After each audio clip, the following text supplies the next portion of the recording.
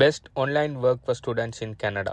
நீங்கள் கனடாவில் ஸ்டூடெண்ட்டாக இருந்தாலும் சரி, இல்லாட்டி ஒர்க் பர்மிட்டில் இருந்தாலும் சரி, நீங்கள் ஃபுல் டைமாக ஆன்லைன் ஒர்க் கொண்டு தர ஒரு ஆளாக இருந்தாலும் சரி, அப்படி இல்லாட்டி ஆல்ரெடி ஒர்க் கொண்டு இருக்கவங்கள்ட்ட பார்ட் டைமாக இன்னொரு ஒர்க் கொண்டு தர ஆளாக இருந்தாலும் சரி, இந்த வீடியோ ஃபுல்லாக பாருங்கள். ஓகே, பெஸ்ட்டாக ஆன்லைனில் மணி மேக் பண்ணுற ஆன்லைன் ஜாப்பை பற்றி தான் இந்த வீடியோவில் ஃபுல்லாக சொல்ல போகிறேன். அண்ட் லாஸ்ட்டாக சொல்ல போகிற ஆன்லைன் ஜாப் தான் எனக்கு நிறைய சக்ஸஸ் தந்த ஆன்லைன் ஜாப். ஸோ இந்த வீடியோ ஃபுல்லாக பாருங்கள். Number 1, online freelancing. ஆன்லைன் ஃப்ரீலான்சிங்னா என்ன அர்த்தம்னு சொன்னால், ஆன்லைன் பிளாட்ஃபார்மிலான Fiverr, freelancing.com, upwork.comல பார்த்தீங்கன்னு சொன்னால், உங்கள்கிட்ட இருக்கிற ஸ்கில்ஸை நீங்கள் என்ன செய்யலாம், இன்னொரு ஆளுக்கு, அதாவது வேறு கம்பெனிஸுக்கு இல்லாட்டி வேறு ஒரு ஆளுக்கு நீங்கள் செஞ்சு கொடுக்கலாம். உதாரணத்துக்கு உங்களுக்கு வீடியோ எடிட்டிங் ஸ்கில் உங்களுக்கு நல்லா வரும், நீங்கள் வீடியோ எடிட்டிங் பண்ணுறதுல நல்ல ஆளுன்னு சொன்னால், நீங்கள் என்ன செய்யலாம், ஒரு 2-3 வீடியோவை நீங்கள் நல்ல வடிவாக எடிட் பண்ண 2-3 வீடியோவை இது மாதிரியான ஃப்ரீலான்சிங் பிளாட்ஃபார்மில் போய் அதே மாதிரி, அதாவது வீடியோ எடிட்டர் இருக்கிற ஜிக்குகளை பார்த்து அவங்க என்ன மாதிரியா எடிட்டிங்கள் செஞ்சு கொடுக்காங்க, நல்ல ரிவ்யூஸ் இருக்கிற நல்ல ரேட்டிங்ஸ் இருக்கிற இதை பார்த்துட்டு அவங்க என்ன மாதிரி எடிட் பண்ணுறாங்களோ அதை மாதிரி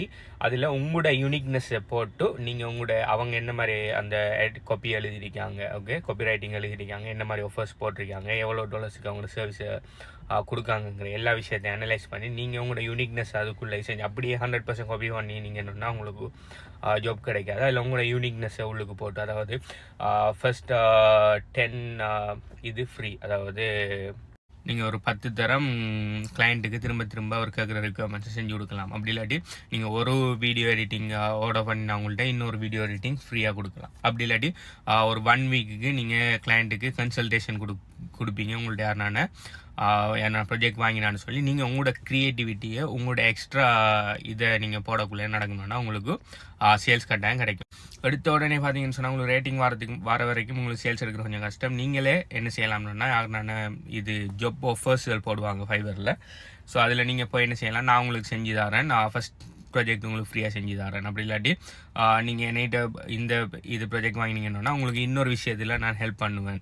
அப்படி இல்லாட்டி அன்லிமிட்டட் ரிவ்யூ நான் செஞ்சு தருவேன். அப்படி இப்படின்னு சொல்லி நீங்கள் முதலாவது 1-2 ப்ராஜெக்ட் எடுத்து நீங்கள் அவங்களுக்கு செல்லியாக செஞ்சு கொடுத்து 5 ஸ்டார் ரேட்டிங் நீங்கள் கொஞ்சம் எடுத்துட்டிங்கன்னா அப்புறம் உங்களுக்கு கண்டினியூஸாக இது வரும். ஸோ இது பார்த்தீங்கன்னு சொன்னால் எல்லா ஜாப்பையும் செய்யலாம். இப்போ உங்களுக்குன்னு சொல்லி ஹை இன்கம் ஸ்கில் இருந்தால் மட்டும்தான் நீங்கள் ஃப்ரீலான்சிங் செய்யலாமாட்டா, அப்படி இல்லை. நான் சில ஜிக்குகள் பார்த்துருக்கிறேன் ஃபைவரில். உங்களுக்கு பக்கத்தில் கடற்கரை இருக்கணும்னா உங்களோட பீச்சில் போய் யாரை பேரை எழுதி, ஓகே, அந்த கடல் அந்த கடற்கரை, ரைட், கடற்கரையில் யாரை பேரை ஹாப்பி பர்த்டே விஷ், அப்படி இல்லாட்டி என்ன அனிவர்சரி விஷ் யாரை பேரை எழுதி அதை ஃபோட்டோ எடுத்து செல் பண்ணுறதுக்கும் ஜிக்குகள் இருக்கு. நான் சொல்கிறேன், நம்ம இல்லாட்டி போய் பாருங்கள். அதுக்கு கிட்டத்தட்ட 1000-2000 ஆர்டர்ஸோட 5 ஸ்டார் ரேட்டிங்ஸோட எல்லாம் ஜிக் இருக்குது. ஒவ்வொரு ஃபோட்டோக்கும் $5-10, சம்டைம் $20-30 கூட சார்ஜ் பண்ணுவாங்க. இப்போ நீங்கள் ஸ்ரீலங்கா, ஏஷியன் கண்ட்ரீஸில் இருப்பீங்கன்னா ஒரு ஃபோட்டோ ஜஸ்ட் போய் கடலில் பேர் எழுதி போட்டு ஃபோட்டோ எடுத்து அப்லோட் பண்ணுறது உங்களுக்கு $10-20 கிடைக்குதுன்னா, உங்களுக்கு ஒரு 5-10 நிமிஷம் வேலைக்கு $5-10 கிடைக்கணும்னா அது கனடாவில் US$ கொடுக்குற ஏர்லி வேஜை விட கூட, ரைட். உங்களோட 5-10 நிமிஷத்துக்கு நீங்கள் அது 30 மினிட்ஸ் நீங்கள் ஸ்பெண்ட் பண்ணுங்களேன். நீங்கள் எழுதி ஃபோட்டோ எடுக்கிறதுக்கு 30 மினிட்ஸுக்கே உங்களுக்கு ஒரு $5-10 கிடைக்குதுன்னா 1 ஹவருக்கு எவ்வளோ, $10-20. ஸோ அது இங்கே இருக்கிற அவலி வேஜோட கூட. ஸோ உங்களுக்கு அது ஸ்ரீலங்காவிலையோ இந்தியாவிலையோ அது கிடைக்கணும்னா அது வேறு லெவல் இன்கம். ஓகே, ஸோ அதனால் ஹை இன்கம் ஸ்கில் இருந்தால் தான் ஃப்ரீலான்சிங் பண்ணலாம்னு இல்லை, உங்கள்கிட்ட என்ன ஸ்கில் இருந்தாலும் தாராளமாக ஃப்ரீலான்சிங் பண்ணலாம். ரெண்டாவது online earning method drop shipping என்னன்னா, எங்கேருந்தான ஒரு சப்ளையர் ஒன்று நல்லா சீப்பாக ஹை டிமாண்ட் இருக்கிற ஒரு ப்ராடக்ட் சப்ளையரை நீங்கள் சீப்பாக உங்களோட ஏரியாவில் ஃபைன் பண்ணாலும் சரி, இல்லாட்டி சைனாவில் ஃபைன் பண்ணாலும் சரி, ஃபைன் பண்ணி நீங்கள் உங்களுக்குன்னு சொல்லி ஒரு ஸ்டோர் உருவாக்கி அதில் செல் பண்ணினாலும் சரி, அப்படி இல்லாட்டி இது அமேசான் இல்லாட்டி ஃபேஸ்புக் மார்க்கெட் பிளேஸ், அப்படி இல்லாட்டி டராஸ் அப்படின்னு சொல்லி இருக்கிற அந்த ஆன்லைன் பை அண்ட் செல் பிளாட்ஃபார்மில் நீங்கள் அதை சோர்ஸ் பண்ணி அதை சேல் பண்ணாலும் சரி.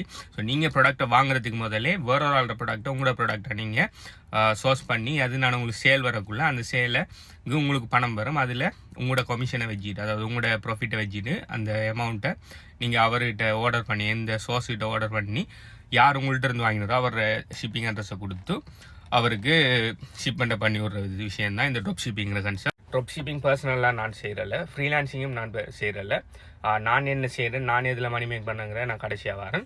ஸோ இந்த மெத்தடில் பார்த்தீங்கன்னு சொன்னால் சிலாக்க சொல்லுவாங்க ஸோ க்ரௌடுன்னு சொல்லி. இப்போ நீங்கள் சோஸ்டர் இருந்து ஒரு ப்ராடக்ட் ஒன்று வாங்கி அட்லீஸ்ட் ஒரு $5-10 லாபம் வச்சு நீங்கள் இங்கே லிஸ்ட் பண்ணக்குள்ளே ஆல்ரெடி அதை விட சீப்பான ப்ரைஸில் இதை மாதிரியான அமேசான், ஈபே போன்ற மார்க்கெட் பிளேஸில் ஆல்ரெடி நிறைய பேர் செல் பண்ணிட்டு இருப்பாங்க. அவங்களோட கம்பீட் பண்ணன்னு சொல்லி நீங்கள் விலையை குறைப்பீங்கன்னா இங்கே உங்களுக்கு லாபம் குறையறிக்கும். அப்படி இல்லை நீங்கள் தனியாக உங்களோட ஸ்டோர் ஒன்றில் நீங்கள் போட்டு விற்க போகிறீங்கன்னு சொன்னால் லைக் எனி ஃபுல்லாக மார்க்கெட்டிங் நீங்கள் தான் பார்க்கணும். அதுக்கு மார்க்கெட்டிங் நாலேஜ் உங்களுக்கு வேணும். ஓகே, மார்க்கெட்டிங் பெய்ட் மார்க்கெட்டிங்கோ ஆர்கானிக் மார்க்கெட்டிங்கோ நீங்கள் செஞ்சு தான் அதை அதுக்கு பிறகு செல் பண்ண வேண்டி இருக்கும். ஸோ உங்களுக்கு ட்ராப் ஷிப்பிங்கில் இன்ட்ரெஸ்ட் இருக்கும்னா நீங்கள் ட்ராப் ஷிப்பிங்கில் இறங்கலாம். எனக்கிட்ட பர்சனலாக ட்ராப் ஷிப்பிங் சம்மந்தமாக உங்களுக்கு கைடன்ஸ் பண்ணுறதுக்கு எனக்கு எல்லாம் ஏண்டா நான் ட்ராப் ஷிப்பிங் சேரலை. மூணாவது பார்த்தீங்கன்னு சொன்னால் அஃபிலியேட் மார்க்கெட்டிங். அஃபிலியேட் மார்க்கெட்டிங் எனக்கு சக்ஸஸ் தந்த ஒரு ஏர்னிங் மெத்தட் உண்டு. அஃபிலியேட் மார்க்கெட்டிங்கில் பார்த்தீங்கன்னா கிட்டத்தட்ட ட்ராப் ஷிப்பிங் கான்செப்ட் தான். ஆனால் நீங்கள் அந்த ப்ராடக்ட்டை உங்கள்கிட்ட சொல்லி விற்காமல் டிரெக்டாக அந்த சப்ளையருக்கே டிரெக்டாக அந்த கஸ்டமரை அனுப்புவீங்க உங்களோட ஸ்பெஷல் லிங்க் கூட. ஸோ அந்த லிங்க் கூடாமல் அந்த கஸ்டமர் போய் அந்த சப்ளையர்கிட்ட ப்ராடக்ட் வாங்க வரணும்னா அந்த சப்ளையர் உங்களுக்கு கமிஷன் தருவாங்க. ட்ராப் ஷிப்பிங்கில் நீங்கள் அதை உங்களோட ப்ராடக்ட்னு சொல்லி வெளியே கூட்டி வைப்பீங்க. இதில் பார்த்தீங்கன்னா டிரெக்டாக ஸ்பெஷல் லிங்க் கூட அனுப்புவீங்க. ஸோ இதில் நீங்கள் ஃபிசிக்கல் ப்ராடக்ட் சேல் பண்ணக்குள்ள உங்களுக்கு கமிஷன் 3-4 to 5% 10%குள்ளே தான் இருக்கும். நீங்கள் டிஜிட்டல் ப்ராடக்ட்ஸ் அப்படி கோர்ஸஸ் அப்படி சாஃப்ட்வேர் ப்ராடக்ட்ஸ் எல்லாம் வைக்கக்குள்ள உங்களுக்கு ரெக்கரிங் கமிஷன் கிடைக்கிறதுக்கு சான்ஸ் இருக்குது. ப்ளஸ் உங்களுக்கு கமிஷன் 50% 90% வரையும் சில கம்பெனிஸ் தருவாங்க. நான் கிட்டத்தட்ட 3-4 வருஷத்துக்கு முதல் ப்ரொமோட் பண்ணின சில சாஃப்ட்வேர்ஸ்லேருந்து எனக்கு இன்றைக்கு கூட கண்டினியூஸாக கமிஷன் கிடைச்சிட்டு இருக்குது. அந்த ப்ராடக்ட்ஸை வாங்கினாலும் அவங்க கண்டினியூஸாக அந்த சாஃப்ட்வேர்ஸை பே பண்ணிட்டு இருக்கிறேன். எவ்ரி மந்த் அவங்க பே பண்ண எனக்கு எவ்ரி மந்த் எனக்கு கமிஷன் கிடைச்சிட்டு இருக்குது. இதுக்கு நான் போட்ட ஒர்க் பார்த்தீங்கன்னா கிட்டத்தட்ட 3-4 வருஷத்துக்கு முதல் செஞ்ச வேலைக்கு இன்றைக்கு வரை கமிஷன் கிடைச்சி. அதுதான் beauty of affiliate marketing for recurring commission product. அடுத்தது 4வது பெஸ்ட்டான ஏர்னிங் மெத்தட் பண்ணிங்க சொன்னால் 3வதுலேயும் நான் நிறைய ஏர்ன் பண்ணிங்க. 4வது பெஸ்ட்டான ஏர்னிங் மெத்தட் பண்ணிங்க சொன்னால் crypto currency trading and crypto currency affiliate marketing. So crypto currency trading பார்த்தீங்கன்னா நீங்கள் மேனுவல் ட்ரேடிங் பண்ணலாம், பொட் ட்ரேடிங் பண்ணலாம். அது சின்ன ஒரு இன்வெஸ்ட்மெண்ட் ஒன்று வேணும். பொட் ட்ரேடிங் பண்ணக்குள்ள ஃபண்டமெண்டல் அனாலிசிஸ் மட்டும் நீங்கள் பண்ணினா சரி. நல்ல பொட்டை செலக்ட் பண்ணி பொட்டிட்ட கொடுத்துட்டீங்கன்னா உங்களோட ஃபண்ட் உங்களோட எக்ஸ்சேஞ்சில் வச்சு பொட் ஏபிஐ மூலம் கனெக்ட் பண்ணி பொட் ட்ரேட் பண்ணி உங்களுக்கு லாபம் எடுக்கும். ரெண்டாவது பார்த்தீங்கன்னா மேனுவல் ட்ரேடிங் நீங்கள் பண்ணுறா இருந்தால் fundamental analysis, technical analysis, market analysis எல்லாமே நீங்கள் பண்ணி ட்ரேட் பண்ணுற மாதிரி இருக்கும். ஸோ இதெல்லாம் பண்ணுறதுக்கு நீங்கள் ப்ராப்பராக கிரிப்டோ கரன்சியை லேர்ன் பண்ணணும். ஓகே, ஸோ கிரிப்டோ கரன்சிங்கிறது தான் ஃபியூச்சர். கிரிப்டோ கரன்சி கடும் வாலட்டிலான மார்க்கெட்டுங்கிறதால என்ன நடக்கணும்னா உங்களுக்கு இங்கே ப்ராஃபிட் பர்சன்டேஜும் கூட ப்ளஸ் உங்களுக்கு ரிஸ்க்கும் சரியான கூட. எங்கே ரிஸ்க் கூட இருக்கோ அங்கே தான் ரிஸ்க் ப்ராஃபிட் பொட்டென்ஷியலும் கூடுதலாக இருக்கும். நீங்கள் ப்ராப்பரான ரிஸ்க் மேனேஜ்மெண்ட் வச்சு ஸ்டாப் லாஸ், டிசி அதுக்குரிய ஃபண்டெல்லாம் வச்சு ப்ராப்பரான ரிஸ்க் மேனேஜ்மெண்ட்டோட நீங்கள் ட்ரேட் பண்ணீங்கன்னா நீங்கள் பயப்பட தேவை.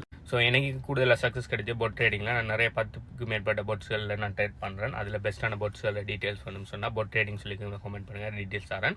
அதுக்கு எடிஷனெல்லாம் நான் அதோட சேர்த்து கிரிப்டோ கரன்சி அஃபிலியேட் மார்க்கெட்டிங் செய்யணும். அதாவது நான் 3வது சொன்ன அஃபிலியேட் மார்க்கெட்டிங்கோட சேர்த்து ப்ளஸ் கிரிப்டோ கரன்சியை சேர்த்து கிரிப்டோ அஃபிலியேட் மார்க்கெட்டிங் செய்யணும். இதில் எனக்கு நிறைய இன்கம் ஏர்ன் பண்ணிட்டு இருக்கேன். அதாவது நான் அஃபிலியேட் மார்க்கெட்டிங்காலே ஏர்ன் பண்ணிட்டு இருக்கேன், கிரிப்டோ கரன்சியிலையும் சேர்த்து ஏர்ன் பண்ணிட்டு இருக்கிறேன். எல்லாம் சேர்த்து நீங்கள் ரெண்டையும் கம்பைன் பண்ணி செய்வீங்கன்னா ஆல்ரெடி அது ஒரு பிக் ஃபீல்ட், இது ஒரு பிக் ஃபீல்ட். ரெண்டையும் கம்பைன் பண்ணக்குள்ள உங்களுக்கு வேறு லெவல் ஏர்னிங்ஸ் எடுக்கிறது நிறைய சான்ஸ் இருக்குது. ஸோ உங்களுக்கு கிரிப்டோ கரன்சி அஃபிலியேட் மார்க்கெட்டிங் எப்படி செய்யணும்னு சொல்லி டீட்டெயில்ஸ் வேணும்னு சொன்னால் நான் HBU cryptocurrency affiliate marketing coaching program 100% ஃப்ரீயாக எங்கள் ஸ்டூடெண்ட்ஸ் அண்ட் கிளைண்ட்ஸுக்கு கொடுத்துட்டீங்க. அது 100% ஃப்ரீ எங்கள் ஸ்டூடெண்ட்ஸ் அண்ட் கிளைண்ட்ஸுக்கு. அது சம்மந்தமான டீட்டெயில்ஸ் வேணும்னு சொன்னால் அஃபிலியேட் மார்க்கெட்டிங் கீழே கமெண்ட் பண்ணுங்கள், அது சம்மந்தமான டீட்டெயில்ஸு தரேன். நீங்கள் என்ன மாதிரியான ஆன்லைன் ஜாப், அதாவது நான் சொன்ன இந்த 4 மெத்தடில் ஏதாவது செய்கிறீங்களா, இல்லை ஏதாவது செய்கிறது இன்ட்ரெஸ்ட்டாக இருக்கீங்களா, அப்படி இல்லாட்டி இதை தாண்டி வேறு ஏதாவது ஆன்லைன் ஜாப் ஆன்லைன் பிஸ்னஸ்களில் நீங்கள் இன்ட்ரெஸ்டாக இருக்கீங்களான்னு சொல்லி கீழே கமெண்ட் பண்ணுங்கள். பை.